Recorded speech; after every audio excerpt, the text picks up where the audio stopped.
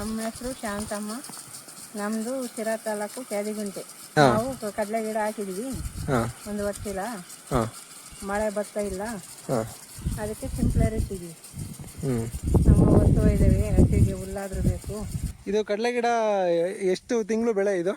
ಇದು ಚೆನ್ನಾಗಿ ನೀರು ಬಂದರೆ, ಮಳೆ ಬಂದರೆ 3 ತಿಂಗಳಿಗೆ ಆಗುತ್ತೆ. ಮಳೆ ಒಂದು ಸ್ವಲ್ಪ ಪ್ರಾಬ್ಲಮ್ ಆದರೆ 4 ತಿಂಗಳು ಬೇಕು. ಕಡಲೆ ಬೀಜ ಈಗ ಏನು ನೀವು ಗೌರ್ಮೆಂಟ್ ಕಡೆಯಿಂದ ತಗೊಂತೀರಾ ಕಡಲೆಕಾಯಿ, ಅಥವಾ ನೀವೇ ಬೀಜ ಮಾಡ್ಕೊಂತೀರಾ? ಯಾವ ಥರ ಇದು ಸೆಲೆಕ್ಟ್ ಮಾಡ್ತೀರಾ ಬೀಜ? ಕಡಲೆ ಬೀಜ ಮಾತ್ರ ನಾವೇ ಮಾಡ್ಕೊಂತೀವಿ. ಯಾಕೆ ಗೌರ್ಮೆಂಟ್ನಿಂದ ತಗೊಳ್ಳಲ್ಲ ಬೀಜ? ಯಾಕಂದರೆ ನಾವು ಯಾವತ್ತೂ ಬೀಜನ ಮನೆಯಲ್ಲೇ ಮಾಡಿ ನಮಗೆ ಅಭ್ಯಾಸ ಆಗಿದೆ. ಅದರಿಂದ ಮನೆಗೆ ಬೀಜ ನಾವು ಇಟ್ಕೊಳ್ತೀವಿ ಯಾವತ್ತು. ಕಡಲೆಕಾಯಿ ಬಿತ್ತನೆ ಹೆಂಗೆ ಮಾಡ್ತೀರಾ? ಹಸುನಲ್ಲಿ ಮಾಡ್ತೀರಾ ಅಥವಾ ಟ್ರ್ಯಾಕ್ಟ್ರಲ್ಲಿ ಹಾಕಿಸ್ತೀರಾ? ಟ್ರ್ಯಾಕ್ಟ್ರಲ್ಲಿ ಹಾಕಿಸ್ತೀವಿ. ಮುಂಚೆ ಎಲ್ಲ ಹಸುನಲ್ಲಿ ಹಾಕ್ತಾ ಇದ್ರೆ, ಯಾಕೆ ಹಸುನಲ್ಲಿ ಹಾಕಲ್ಲ ಈಗ? ಮುಂಚೆಲೆ ಅಂದರೆ ದನಗಳು ಮಸ್ತ ಇರೋವು.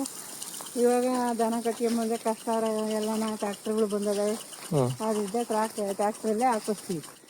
ನಿಮ್ಗೆ ಯಾವ್ದು ಉತ್ತಮ ಅನ್ಸುತ್ತೆ? ಟ್ರ್ಯಾಕ್ಟ್ರಲ್ಲಿ ಹಾಕಿದ್ರೆ ಉತ್ತಮ ಅನ್ಸುತ್ತೆ. ಏನಂದರೆ ಇವಾಗ ಗನ್ನಲ್ಲಿ ಹಾಕಿದ್ರೆ 3 ಜನ 4 ಜನ ಹೆಣ್ಣಾಗಬೇಕು, ಗೊಬ್ಬರ ಹಾಕೋಕು, ಬೀಜ ಹಾಕೋಕು. ಆಮೇಲೆ ಹಿಂದೆ 2 ಜೊತೆ ದನ ಬೇಕು. ಟ್ರ್ಯಾಕ್ಟ್ರಲ್ಲಿ ಹಾಕಿದ್ರೆ ಬೀಜ ಗೊಬ್ಬರ ಎಲ್ಲ ಅದೇ ಹಾಕುತ್ತೆ. ಅದರಿಂದ ತೊಂದರೆ ಇಲ್ಲ, ಟ್ರ್ಯಾಕ್ಟ್ರಲ್ಲೇ ಪರವಾಗಿಲ್ಲ ಅನ್ಸುತ್ತೆ. ಹಸು ಕಡೆಯಿಂದ ಹಾಕ್ಸಿದ್ರೆ ನಿಮ್ಗೆ ಎಷ್ಟು ಕೂಲಿ ಅಥವಾ ಬಾಡಿಗೆ ಬರ್ಬೋದು ಒಂದ್ ದಿನಕ್ಕೆ ಬೀಜ ಬಿತ್ತನೆ ಮಾಡಬೇಕು ಅಂತ ಅಂದ್ರೆ? 1 ಎಕರೆಗೆ ಇಲ್ಲ 1 ಪಲ್ಲ ಹಾಕ್ಬೇಕಂದ್ರೆ? 1 ಪಲ್ಲ ಹಾಕ್ಬೇಕಂದ್ರೆ 3 ಜನ ಕಡಲೆ ಬೀಜ ಹಾಕಬೇಕು, ಒಬ್ರು ಗೊಬ್ಬರ ಹಾಕಬೇಕು. 4 ಒಟ್ಟಿಗೆ 4 ಜನ ಬೇಕು. ಅವ್ರಿಗೆ ಹೆಂಗ್ ಬೀಳುತ್ತೆ ಕೂಲಿ? ಅವ್ರಿಗೆ 400-500 ಇರುತ್ತೆ ಅವ್ರಿಗೆ. ಆಮೇಲೆ ದನಿಗೆ 3,000 4,000 ದನಿಗಿರುತ್ತೆ.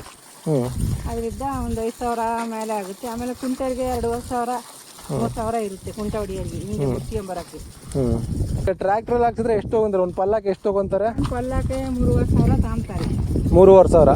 ಬೀಜ ಹಾಕಿ ಎಷ್ಟು ದಿನಕ್ಕೆ ಇದು ಬೀಜ ಹುಟ್ಟುತ್ತೆ? ಚೆನ್ನಾಗಿ ಹಸಿ ಇದ್ರೆ? ಬೀಜ ಚೆನ್ನಾಗಿ ಆದ ಇದ್ರೆ 9 ದಿನಕ್ಕೆ ಹುಟ್ಟುತ್ತೆ. ಅದೇ ಇಲ್ಲದ್ರೆ ಒಂದು ಸ್ವಲ್ಪ ಲೇಟಾಗಿ ಹುಟ್ಟುತ್ತೆ. ತುಂಬ ಅದಕ್ಕೆ ಹಾಕಿದೆ ಚೆನ್ನಾಗೇ ಹುಟ್ಟುತ್ತೆ.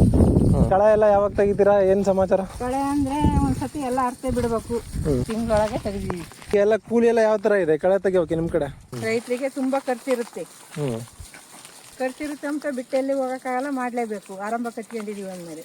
ಆಮೇಲೆ ಸೀಮೆ ಹಸುಗಳು ಇರ್ತವೆ, ಹಸುಗೆ ಹುಲ್ಲು ಬೇಕಾಗುತ್ತೆ. ಕಡಲೆ ಗಿಡ ಕೀಳ್ತೀರಾ ನೀವು? ದಸರಾ ಟೈಮ್ ಬರುತ್ತೆ ಕೀಳಕ್ಕೆ. ಅವಾಗ ಮಳೆ ಬಂದರೆ ಮಳೆ ಅದಕ್ಕೆ ಕೀಳ್ತೀವಿ, ಬರ್ದಿದ್ರೆ ಅವಾಗೂ ತೊಂದರೆ.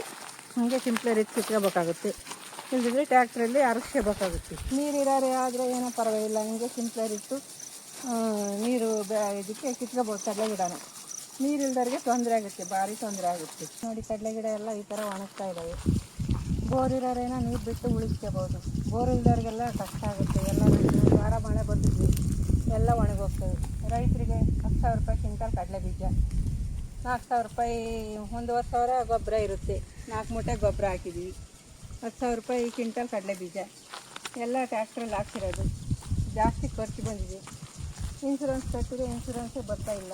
1 ಮೂಟೆ ಬೀಜ ಹಾಕಿದರೆ ಒಂದು 30,000 ಮೇಲೆ ಖರ್ಚು ಬರುತ್ತೆ.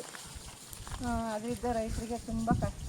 ಮತ್ತೆ ಯಾಕೆ ಹಾಕಿದ್ರೆ ಕಷ್ಟ ಅಂತೀರಾ? ಮತ್ತೆ ಯಾಕೆ ಅಂದರೆ ರೈತರು ಮತ್ತೆ ಎಲ್ಲಿ ಹೋಗಿ ದುಡಿಯೋಕ್ಕಾಗುತ್ತೆ? ಇರೋ ಜಮೀನಲ್ಲಿ ಕಷ್ಟನ ಸುಖನ ಮಾಡಬೇಕು. ಮಾಡಿದರೆ ಬರುತ್ತೆ ಎಂಬ ಆಸೆ ಇರುತ್ತೆ. ಆಗುತ್ತಲ್ಲ, ದೇವ್ರು ಕೊಡ್ತಾನಲ್ಲ ಅಂತ ಹಾಕ್ತೀವಿ.